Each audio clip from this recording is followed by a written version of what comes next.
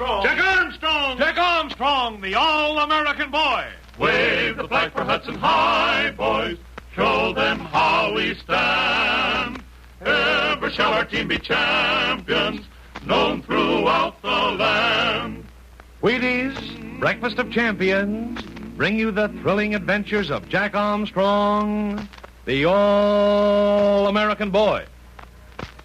Attention, fellows and girls. Stand by for a Jack Armstrong sport flash and hear the actual voices of today's great baseball champions. Only 2 hours ago, the American League Yankees became champions of the world by defeating the Brooklyn Dodgers 3-1 in the fifth and final game of the 1941 World Series.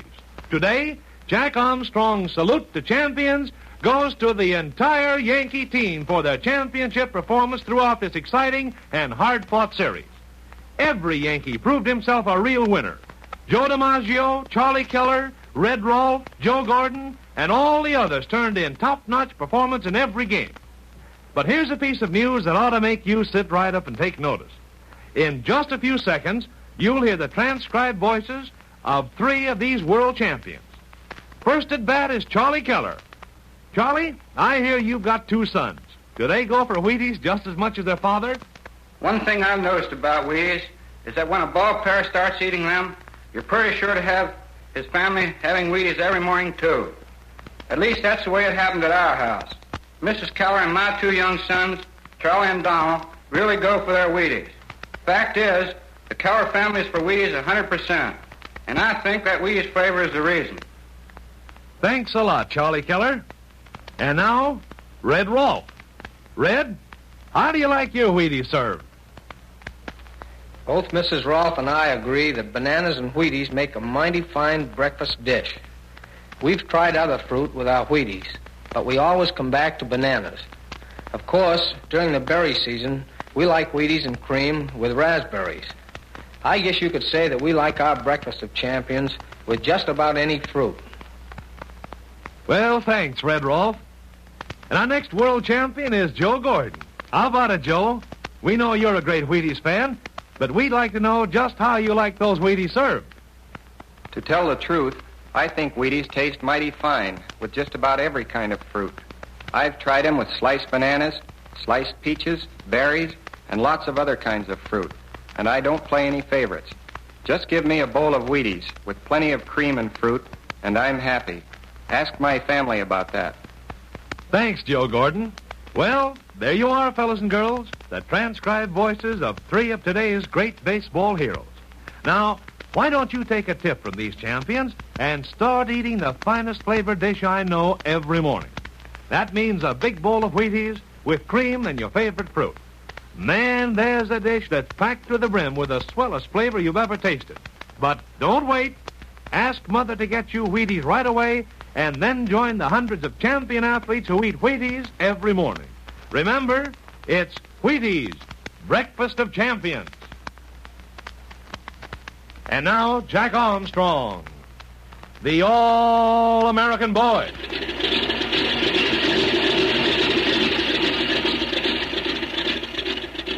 Jack Armstrong and his friends are about to take off from the Hudson Airport in their amazing stratoship for the wild Yucatan Peninsula in Mexico. They are going there on the pretense of searching the jungles for a lost city of the ancient Mayans. The real reason for their trip, however, is to investigate the activities of a sinister secret society of Central America called the Yami. They believe that the Yami, working with a lawless group of fortune seekers, is planning some drastic action which may seriously endanger the United States. Whisper has just returned from the Yucatan, bringing back a semi-precious stone containing a message in Mayan hieroglyphics which was being sent all over Central America. An agent of the Yami has been desperately trying to recover that stone, but now Jack Armstrong is holding it in his hands as he stands by Uncle Jim's large stratosphere amphibian plane. Uncle Jim and Whisper are in the plane, installing the television scope, which records distant scenes on a small screen. And Billy and Betty are watching the skies for the approach of a small plane containing a most important visitor. Listen. Gee, Whitaker, Jack, if that Professor O'Neill doesn't get here pretty soon, we'll be gone. No, we won't, Billy. Uncle Jim will wait for him. After all, he's flying here all the way from the east to look at that stone. But why did Uncle Jim send for him, Jack?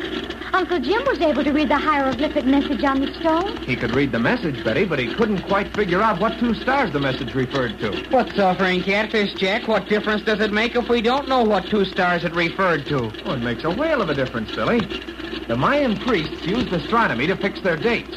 And when they say that 2 certain stars or planets will be in a certain position at a certain time, well, that's fixing a date. And we've got to know that date, Billy, or we won't know just when all this trouble is going to start down in Central America. Hey, don't be so careless with that stone, Jack. Golly, you're holding it just as casually as though it were a piece of quartz. They'll have a hard time getting this stone away from me, Billy. Look at it. Just like an egg made out of a precious ruby.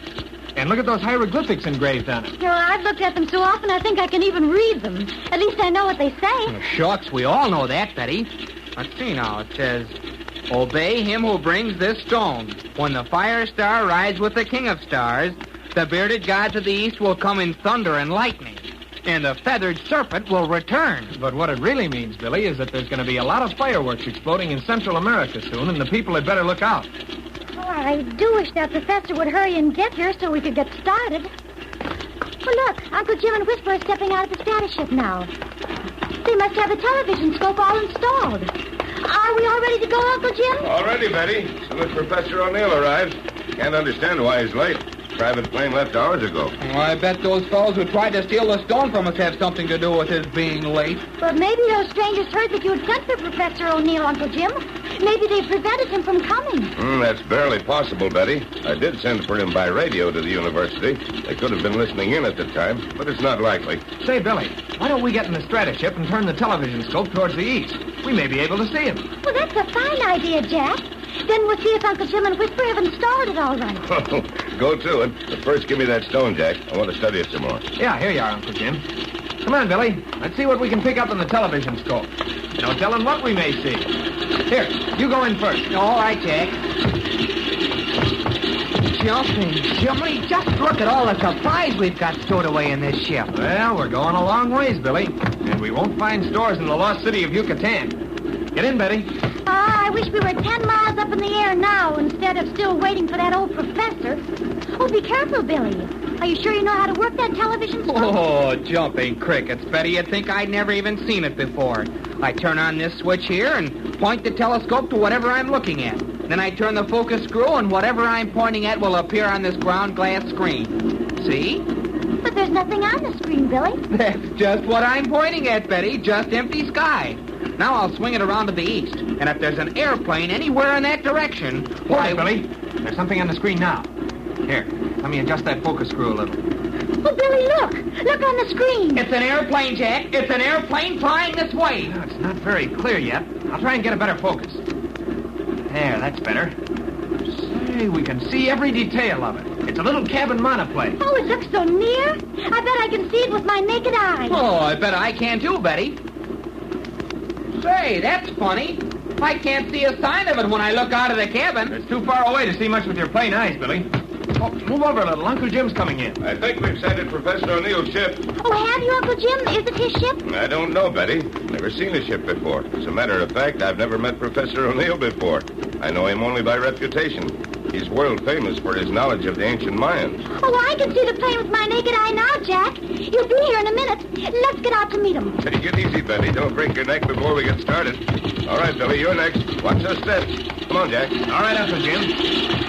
Hey, I hope Professor O'Neill can tell us about those stars in the message. Look, Whisper. There comes Professor O'Neill's plane now. Splendid. I always wanted to see a flying professor. I trust he's not absent-minded. I tried to step out on a cloud, and find there was nothing to it. Frightful predicament, what? Can't you ever be serious, Whisper? Here we're going to learn something awfully important And I still bet my boats, Betty, that something will happen to him before he lands. It'll have to happen pretty soon then, Billy. My word, Jack, but that's the way things happen when the army are at work. But I fancy the learned professor is safe now. He's set his ship down and he's taxiing toward us. Well, he's an excellent pilot for a professor. But then he's flown all over Central America investigating the ancient Mayan ruins. Watch it, Billy. Don't let him run you down. I'm all right, Uncle Jim. Say, he's going to come right up to us. Oh, look, Jack. He looks just like a Professor. Why, he even has a long beard. He looks too real to be true, Betty. But don't let him hear you. He's stepping out. He's trying to decide which is Uncle Jim. I am Professor O'Neill. I presume I'm that... Captain Fairfield, Professor. We're afraid something had happened to you. And I'm still afraid something's going to happen, Jack. Really? I understand that you wish me to examine a most unusual stone containing Mayan hieroglyphics. That's right, Professor O'Neill. It's this red stone shaped like an egg. If you look it over... What's the matter, Jack? Why do you look that way? What's that, Bud? Oh, nothing's the matter. I just had a queer feeling that I've seen Professor O'Neill before. Oh, but you can't have seen him before, Jack. Why, even Uncle Jim hasn't seen him before. I know, but he certainly reminds me of somebody. I say, Jack, he reminds me of somebody, too. Couldn't be the bearded lady of the circus, could it? Oh, do be serious, Whisper. He's trying to read the inscription on the stone. I suppose you can translate the inscription, Professor O'Neill. Of course. But I understand you have already translated it. Why do you want to consult me? I couldn't identify the two stars it referred to. Perhaps you can. Why do you want to identify them? May I ask why these stars are so important, Captain Fairfield? I think they're important because they fix a certain date, Professor O'Neill. A certain date? Date for what? I can't tell you what the date's for, Professor, but it'll help us very much if you can identify those two stars. I will do my best. The symbols for the stars are rather complicated. But I have a magnifying glass in my ship. I shall study the stone under the glass and see what I can find out. Pardon me a moment. Why can't he bring the magnifying glass out of the ship and study the stone where we can all see him? I fancy the old bird desires solitude for his profound study. My word, he's even closing the door to his ship. Oh, look, Jack. He's caught his beard in the door of the plane. He's trying to get on loose. Holy mackerel, look! His beard has come off! Uncle Jim, look at him. He's not a professor. He's the parachuter who was here before. Oh, he's going away with the stone. Get in the stratoship, all of you. We're all set to take off. We'll follow him and see where he goes. Quick now. Oh, Uncle Jim, you think we can catch him? Of course we can catch him, Betty, but I don't want to. Not yet. Here, get in the ship. I get you, Uncle Jim. We'll follow him and see where he goes. That's right, Jack. Come on in, Billy. We fly way up above him in the stratosphere where he can't see us. We'll keep him in sight with our television scope. And we'll find out where their hideout is in this country.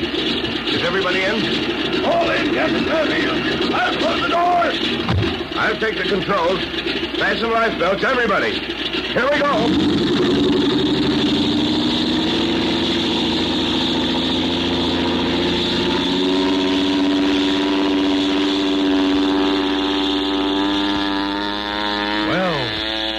Big adventure has begun with a bang.